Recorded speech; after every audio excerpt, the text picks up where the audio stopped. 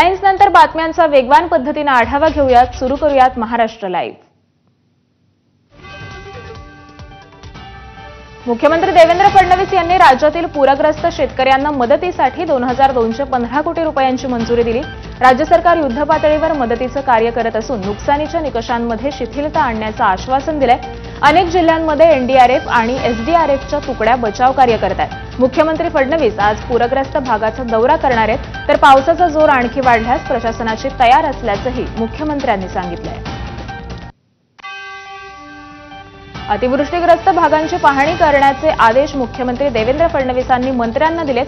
मंत्रिमंडळ बैठकीमध्ये मुख्यमंत्र्यांनी सर्व मंत्र्यांना या सूचना दिल्या।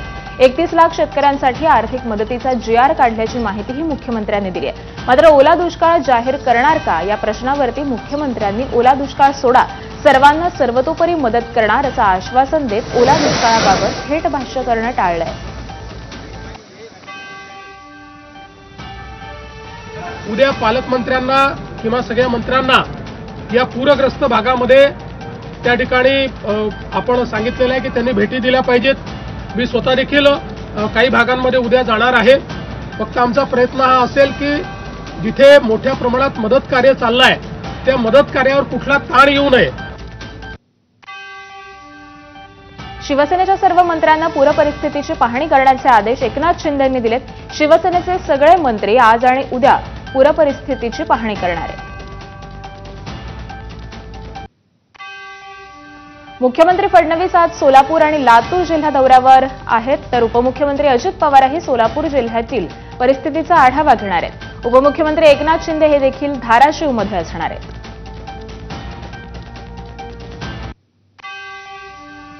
उपमुख्यमंत्री एकनाथ शिंदे आणि धाराशिव जिल्ह्याचे पालकमंत्री प्रताप सरनाईक आज धाराशिव जिल्ह्याच्या दौऱ्यावर जाणार आहेत। शिंदे स्वतः पूरपरिस्थितीचा आढावा घेणार असून शिवसेनेच्या वतीनं 12,500 कुटुंबांना जीवनावश्यक वस्तूंचं वाटप हे करण्यात येणार आहे। धाराशिवमधील पूरग्रस्तांना जीवनावश्यक वस्तूंचं वाटप केलं जाणार आहे। परिवहन मंत्री प्रताप सरनाईकांनी पूरग्रस्तांना मदतीचा हात दिलाय। घरगुती सामग्री, लहान मुलांना कपडे आणि अनेक वस्तूंचा यामध्ये समावेश आहे। आमदार रोहित पवार यांनी हातात भोपळा घेऊन मंत्रिमंडळाच्या बैठकीत राज्य सरकारनं शेतकऱ्यांना भोपळा दिला असल्याचं म्हटलंय। राज्यामध्ये झालेल्या अतिवृष्टीच्या पार्श्वभूमीवर राज्य सरकारच्या झालेल्या बैठकीमध्ये महत्त्वपूर्ण निर्णय होतील अशी अपेक्षा होती। मात्र अतिवृष्टीमुळे शेतकऱ्यांसाठी सरकारकडून कसलाही निर्णय झालेला नाही। सरकारकडून अतिवृष्टीग्रस्त शेतकऱ्यांसाठी भरीव मदत करतील अशी अपेक्षा असताना या प्रश्नाकडे बगल दिली असल्याचं रोहित पवार यांनी म्हटलंय। कॅबिनेटमध्ये काय निर्णय घेतला हे मी जेव्हा बघितलं तेव्हा खऱ्या अर्थाने आपल्याला म्हणावं लागेल, भोपळा इथं असणाऱ्या शेतकऱ्याला मिळालेला आहे। 50,000 रुपये हेक्टर शेतकऱ्याला मदत ही जाहीर होईल अशी आमची अपेक्षा होती। धाराशिवमध्ये शेतकऱ्यांनी जलसंपदा मंत्री गिरीश महाजन यांचा ताफा अडवून धरला। भूम तालुक्यातील चिंचपूर ढगे गावामध्ये शेतकऱ्यांनी जनावरं वाहून गेलेली आहेत। यावेळी पुरामुळे प्रचंड नुकसान झाल्यामुळे शेतकऱ्यांनी मदतीची मागणी केली, तर मी प्रशासनाला सांगून मदत करायला लावतो, मी पैसे घेऊन आलो नाही असं वक्तव्य मंत्री गिरीश महाजन यांनी केलंय। दरम्यान शेतकऱ्यांचा गोंधळ पाहून गिरीश महाजन यांनी पुढील गावातील पाहणी न करताच बार्शीकडे जाणं पसंत केलं। मराठवाड्यासह राज्यामध्ये अनेक जिल्ह्यात पावसानं धुमाकूळ घातला। यामुळे मोठ्या प्रमाणावर शेती पिकांचं नुकसान झालंय। त्यातच हवामान खात्यानं येणाऱ्या 2 दिवसांमध्ये पावसाचा जोर कायम राहील असा अंदाज वर्तवलाय। बंगालच्या उपसागरामध्ये येणाऱ्या 2 दिवसात कमी दाबाचा पट्टा तयार होणार आहे असं देखील हवामान खात्यानं वर्तवलेलं आहे। मान्सून आणखीन काही काळ सक्रिय राहणार असल्याचे संकेत भारतीय हवामानशास्त्र विभागाने दिलेले आहेत। आयएमडीने नुकत्याच जाहीर केलेल्या एका अंदाजानुसार 25 सप्टेंबरला बंगालच्या उपसागरामध्ये एक कमी दाबाचं क्षेत्र तयार होणार आहे आणि त्यानंतरच्या 2 दिवसांमध्ये या क्षेत्राची तीव्रता वाढत जाऊन त्याचं डिप्रेशनमध्ये रूपांतर होईल। आज सोलापुरातील काही भागांना सुट्टी जाहीर करण्यात आलेली आहे। उत्तर सोलापूर, माढा, करमाळा, मोहोळ, बार्शी आणि अप्पर तहसील कार्यालय, मंद्रुप या भागातील शाळांना आज सुट्टी जाहीर करण्यात आली आहे। परभणीच्या पाथरी तालुक्यातील अनेक गावात पुराचं पाणी शिरलंय। या गावांमधील अनेक वस्त्यांमध्ये 10 ते 12 फूट एवढं पाणी शिरलंय। त्यामुळे या गावकऱ्यांनी शाळांमध्ये आता आसरा घेतलाय। नाशिक जिल्ह्यातली मुसळधार पावसानं थैमान घातलंय. चांदवड तालुक्यातल्या अनेक गावांमध्ये कांद्यासह मका, बाजरी, सोयाबीन, तुरीचं अतोनात नुकसान झालंय. शेतामध्ये गुडघाभर पाणी साचल्यामुळे शेतकरी हतबल झालाय. जालन्यातील दुधना काळेगाव परिसरामध्ये मुसळधार पाऊस पडलाय. या पावसाचा खरीप पिकांसह ऊस पिकालाही मोठा फटका बसलाय. दुधना काळेगाव इथल्या शेतकरी प्रकाश भांदरगे यांचा 2 एकर ऊस हा जमीनदोस्त झालाय. दुधना काळेगाव परिसरातील खरीपातील सोयाबीन, कपाशी, मका या पिकांसह ऊसाचंही प्रचंड नुकसान झालंय. आज सगळा ऊस पडला अतिवृष्टीमुळे. आता हे कर्ज बँकेचं घेतलेलं एक झेडाव कसं काय कसं अतिनुकसान झाली. याच्यासाठी शासनानं भरपूर निधी देऊन शेतकऱ्याचे अश्रू पुसावं हीच विनंती आहे. सोयाबीन गेली, कापूस गेला, मक्का गेली, जे पिकं आले होते ते अतिवृष्टीमुळे सगळे गेले. याच्यासाठी शासनानं काय करता येईल मदत ती करावं एवढी विनंती. बीडच्या माजलगाव तालुक्यातल्या सादोळा गावाला गोदावरीच्या पुराचा फटका मोठ्या प्रमाणावर बसलाय. सोयाबीन, ऊस, कापूस अशी सर्व पिकं पाण्याखाली गेल्यामुळे बळीराजावरती मोठं संकट कोसळलंय. आता तरी सरकारनं मदत करावी अशी मागणी शेतकरी करतायत. सादोळा गावात सध्या गोदावरी नदीला पाणी आल्यामुळे पूर परिस्थिती आलेली आहे आणि जवळपास 100% शेतीचं नुकसान झालेलं आहे. सोयाबीन, ऊस, मोसंबी असेल पूर्ण क्षेत्र पाण्याखाली गेलेले आहेत आणि गावाला पूर्ण साखळी पडण्याची पूर्ण परिस्थिती झालेली आहे. आता 1-2 तासात पूर्ण गाव साखळी पडण्याची परिस्थिती सध्या झालेली आहे. आता अहिल्यानगरच्या शेवगाव तालुक्यात पावसाचा हाहाकार पाहायला मिळाला. मुसळधार पावसामुळे ठिकठिकाणी तुडुंब नद्या ह्या भरून वाहत आहेत. अशातच मौजे आव्हान बुद्रुकमधील अवनी नदीच्या पुरामध्ये वडील आणि मुलगा वाहून जात होते. मात्र तिथे उपस्थित तरुणांनी मोठे प्रयत्न करून तरुणांना आणि त्याच्या वडिलांना देखील वाचवलेलं आहे. ही संपूर्ण घटना मोबाईलमध्ये कैद झालेली असून हा व्हिडिओ सोशल मीडियावरती व्हायरल झालाय आणि तरुणाच्या कृतीनं सर्व स्तरामधून आता कौतुक होत आहे. धाराशिवमध्ये पावसानं थैमान घातलं. गेले 2 दिवस पावसाचा सूर हा कायम आहे. गावाच्या गावं ही पाण्याच्या खाली गेली आहेत. यामुळे जनजीवनही विस्कळीत झालंय. गेले 2 दिवसांपासून झालेल्या अतिवृष्टीमुळे पुरात अडकलेल्या नागरिकांचं बचाव कार्य हे सुरूच आहे. काल सुद्धा परांडा तालुक्यातील 22 लोकांना मिलिटरी पथकाकडून त्यांची सुटका करण्यात आली आहे.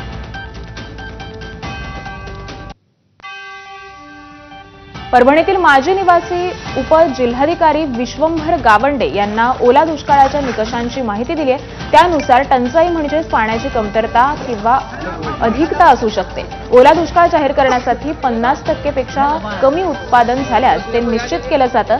मराठवाड्यातील पाऊस पाहता ओला दुष्काळ जाहीर होण्याची शक्यता आहे आणि त्यानंतर राज्य सरकार 8 कलमी कार्यक्रम राबवणार असून त्यामध्ये कर्ज वसुली थांबवणं, विद्यार्थ्यांसाठी फी माफी, रोजगार हमी कामं सुरू करणं आणि तातडीच्या उपाययोजना यांचा समावेश असेल. नदीकाठची शेतशिवार इव्हन खाली चर उताराचे शेतशिवार याच्यामध्ये पाणी साचलेले. मी आता जस्ट गंगाखेडला जाऊन आलो. गंगाखेडच्या नदीला पूर्ण आहे पाणी आणि नदीचं पाणी जे आहे ते ओढ्याचं पाणी आतमध्ये येऊ देत नाहीत. त्याच्यामुळे त्या परिसरातलं पाण्याची शेतीमध्ये पूर्ण पाणी आहे आणि त्याच्यामुळं मुळं खराब होऊन नुकसान झालेलं आहे. हे नक्कीच आहे, सर्वांनाच जाणते. त्यामुळे आताची परिस्थिती ही म्हणजे ज्याला टंचाई सदृश्य परिस्थिती घोषित करण्यासारखी आहे. नाशिकमधील गोदावरी नदीच्या पात्राजवळ असलेल्या टाळकुटेश्वर मंदिरामध्ये पूजेसाठी गेलेले 4 जण पाण्याच्या पातळीमध्ये वाढ झाल्यामुळे अडकलेले होते. नाशिक शहरामध्ये पावसाच्या रिपरिपीमुळे गंगापूर धरणामधून पाण्याचा विसर्ग वाढवून 6335 क्युसेक हा करण्यात आला, ज्यामुळे गोदावरी नदीला पूर आला. अग्निशमन दलाच्या जवानांनी शिडीच्या सहाय्यानं सर्व जणांची सुखरूप सुटका केली.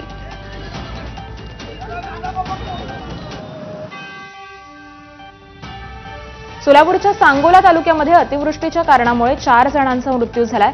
महिम येथील 2 मुलांचा बुडून मृत्यू झाला तर इतर 2 ठिकाणी 2 जण वाहून गेले. या भीषण पूर परिस्थितीमुळे सांगोल्यामध्ये आतापर्यंत 4 जणांचे बळी गेलेत. प्रशासन बचाव कार्याला तत्काळ सक्रिय झालेलं असून पुढील मदतीसाठी तयार आहे. जालना जिल्ह्यामध्ये पावसाचा कहर पाहायला मिळाला. सप्टेंबर महिन्यात झालेल्या अतिवृष्टीचा तब्बल 2,47,540 हेक्टरवरील पिकांना फटका बसलाय. प्रशासनाकडून पंचनामे करण्याचं काम सुरू असून बाधित क्षेत्रामध्ये आणखी वाढ होण्याची शक्यता आहे.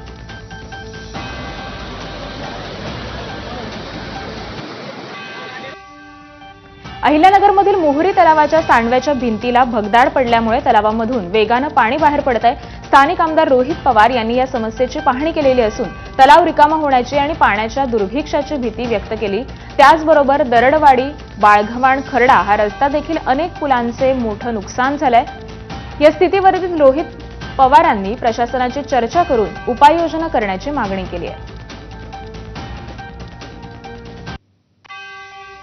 सोलापूर रेल्वे विभागातील सीना नदीवरील 2 रेल्वे पूल ओलांडण्यामध्ये पाण्याची पातळी ही धोक्याच्या सीमेरेषेवर पोहोचलेली आहे. सुरक्षित रेल्वे वाहतुकीसाठी या मार्गावरील सर्व रेल्वे गाड्यांना वेग हा 30 किलोमीटर प्रति तास इतका कमी करण्याचे आदेश देण्यात आले. करमाळा तालुक्यातील मुंडेवाडी जवळ सीना नदीचं पाणी हे रेल्वे पुलापर्यंत पोहोचल्यामुळे दौंडवाडी मार्गावर प्रभाव पडलेला आहे. रेल्वे विभागानं पाणी नियमनासाठी जिल्हा प्रशासनाकडे विनंती केली आहे. भाजपच्या कल्याण जिल्हा पदाधिकाऱ्यांनी काँग्रेसच्या मामा पगार यांना भर रस्त्यामध्ये साडी नेसवली. पगार यांनी पंतप्रधान नरेंद्र मोदींविरोधात सोशल मीडियावरती एक पोस्ट केली होती. त्यामुळे भाजप पदाधिकारी आक्रमक झाले आणि त्यांनी पगार यांना साडी नेसवली आणि त्यानंतर साडी नेसवतानाचा हा व्हिडिओ सोशल मीडियावरती व्हायरल केला. संबंधित व्हिडिओ संदर्भामध्ये पोलिसांना विचारला असता संबंधित व्हिडिओची चौकशी सुरू असून या संदर्भामध्ये तक्रार आल्यास दाखल केली जाईल अशी प्रतिक्रिया ही पोलिसांनी दिली आहे. दरम्यान या गुंडांना धडा शिकवणार आणि आपल्याला साडी नेसवा नाहीतर काही पण करा, जीव असेपर्यंत काँग्रेससाठी लढणार अशी प्रतिक्रिया ही मामा पगार यांनी दिली आहे. अवहेलना केली आमची, त्याचा या ठिकाणी मी निषेध करतो. आणि त्यांनी मला गाठवायचं होतं, मला तर त्यांनी चॅलेंज करायला पाहिजे होतं का काँग्रेसच्या नेत्याला आम्ही साडी नेसवायला येतो म्हणून. मग मी माझे पदाधिकारी सगळ्याला बोलावलं असतं, पण तुमच्यात हिंमत नव्हती मला सगळ्यांना बोलवायची. कारण तुम्हाला माहिती आहे काँग्रेस जर पेटली डोंबिवली कल्याणमध्ये तर आपली काय अवस्था राहील हे चांगलं माहिती. तुम्ही कोणत्या धुंदीमध्ये तुम्हाला माहित नाही काँग्रेस काय कल्याण डोंबिवलीमध्ये. ओबीसी आंदोलक नवनाथ वाघमारेंची गाडी जाळणाऱ्या विश्वंभर तिरुखेनं गुन्ह्याची कबुली दिली आहे. 2 दिवसांपूर्वी नवनाथ वाघमारेंच्या घरासमोर उभी असलेली गाडी ही डिझेल टाकून पेटवल्याचा प्रकार समोर आला होता. गाडी जाळणारा आरोपी विश्वंभर तिरुखे हा मनोज जरांगेंचा जवळचा सहकारी असल्याचा गंभीर आरोप हा नवनाथ वाघमारेंनी केला. तर मनोज जरांगेंनी मात्र हे सगळे आरोप फेटाळलेले आहेत. दरम्यान नवनाथ वाघमारेंची गाडी जाळल्याच्या प्रकरणामध्ये आरोपीनं कबुली दिल्यानंतर नवनाथ वाघमारेंनी प्रतिक्रिया दिली आहे. गाडी जाळणारा आरोपी हा मनोज जरांगे यांचा अत्यंत जवळचा आणि निकटवर्तीय असल्याचा आरोप हा नवनाथ वाघमारेंनी केला.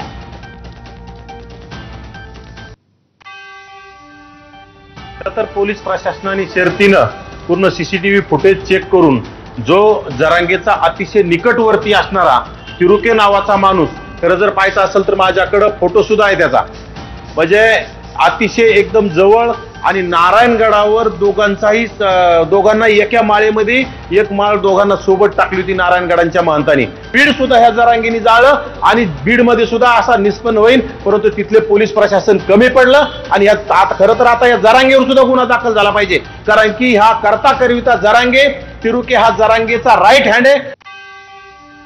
दरम्यान नवनाथ वाघमारेंनी केलेल्या आरोपांवरती मनोज जरांगेंनी प्रतिक्रिया दिली आहे. आम्ही असले धंदे करत नाही असं जरांगे म्हणाले.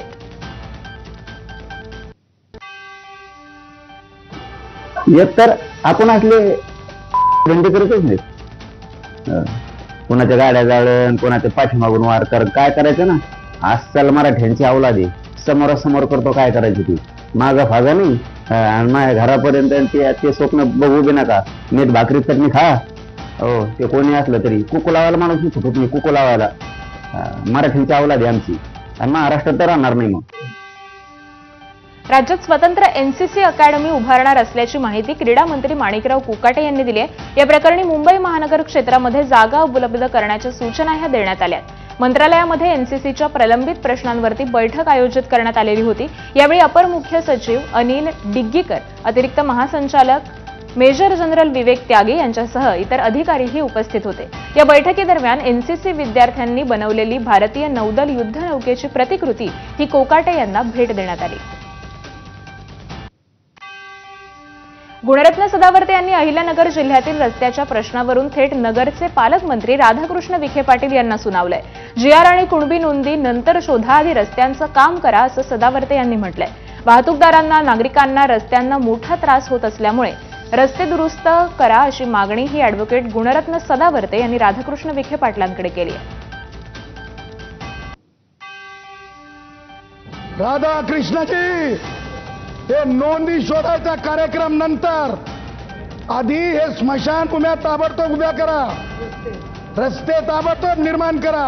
भगवान बाबा ग्रुपचे तुम्हाला सांगतो, हे युवा सगळे इथे आलेले आहेत, जे ट्रान्सपोर्टर आहेत, 350 ट्रान्सपोर्टरचा ग्रुप आहे. त्यांनी सांगितलंय की साहेब कशा प्रकारे आर्थिक विवंचनेला तोंड द्यावं लागतंय. टायर फुटतात गाड्यांचे. नांदेडमधील किनवटमध्ये आदिवासी समाजानं आपल्या हक्कांसाठी एक मोठा मोर्चा काढलाय. आदिवासी समाज आरक्षण बचाव मोर्चा या नावानं निघालेला हा मोर्चा उपविभागीय अधिकारी कार्यालयावर पोहोचला. एसटी प्रवर्गामध्ये इतर कोणत्याही जातीला आरक्षण देऊ नये अशी आदिवासी समाजाची प्रमुख मागणी आहे. यासोबतच गेल्या अनेक वर्षांपासून रखडलेल्या 17 वर्गातील भरती तात्काळ पूर्ण करावी, अशीही मागणी करण्यात आली. नंदुरबारच्या शहादा शहरामध्ये धनगर आणि बंजारा समाजाच्या एसटी प्रवर्गातील आरक्षणाच्या विरोधात आदिवासी समाज बांधवांनी भव्य मोर्चा काढलाय. आदिवासींच्या आरक्षणातील घुसखोरी कधीही सहन केली जाणार नाही, असं आदिवासी बांधव म्हणाले. यावेळी मोर्चामध्ये हजारोंच्या संख्येनं आदिवासी बांधव सहभागी झालेत. विविध राजकीय पक्ष आणि संघटना, त्याचबरोबर सामाजिक संघटनांचे कार्यकर्ते आणि पदाधिकारी हे देखील उपस्थित होते. नाशिकमध्ये आदिवासी समाजानं नांदगाव तहसील कार्यालयावर मोर्चा काढलाय. इतर समाजाला एसटी प्रवर्गामधून आरक्षण देण्यास तीव्र विरोध करण्यात आलाय. यावेळी बोगस हटाव, आदिवासी बचाव अशी घोषणाबाजीही करण्यात आली.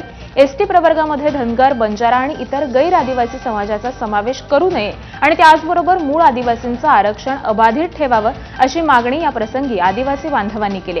तर भर पावसामध्ये आदिवासी भगिनी आणि बांधवांनी तहसील कार्यालयाच्या प्रांगणामध्ये ठिय्या मांडून घोषणाबाजी केली. तर या मोर्चानंतर तहसीलदार सुनील सौदाने यांच्यामार्फत मुख्यमंत्री देवेंद्र फडणवीस यांना निवेदन देण्यात आलं. नांदेडच्या हदगाव शहरामध्ये बंजारा समाजानं मोर्चा काढलाय. हैदराबाद गॅझेटच्या नोंदीनुसार समाजाचा आदिवासी प्रवर्गामध्ये समावेश करावा, अशी मागणी मोर्चेकऱ्यांनी केली आहे. सध्या अस्तित्वात असलेल्या आदिवासी आरक्षणाला धक्का लावू नये, तर आरक्षणाचं वर्गीकरण करून बंजारा समाजाचा आदिवासी प्रवर्गामध्ये समावेश करावा, अशी मागणी या मोर्चाद्वारे करण्यात आली आहे. धनगर समाजाला एसटी प्रवर्गातून आरक्षणाची अंमलबजावणी करण्यात यावी, या मागणीसाठी पुण्यातील जिल्हाधिकारी कार्यालयासमोर आंदोलन करण्यात आलं. धनगर समाजाच्या मागण्या नाकारल्या गेल्यास आगामी काळामध्ये हे आंदोलन आणखी उग्र करण्याचा इशाराही यावेळी देण्यात आला.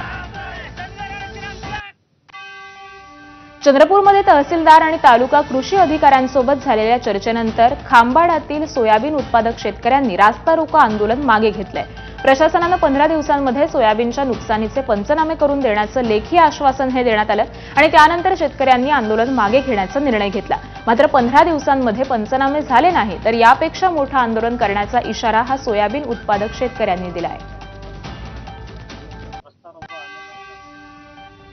आणि यासोबतच बुलेटिनमध्ये एक छोटासा ब्रेक घेतोय.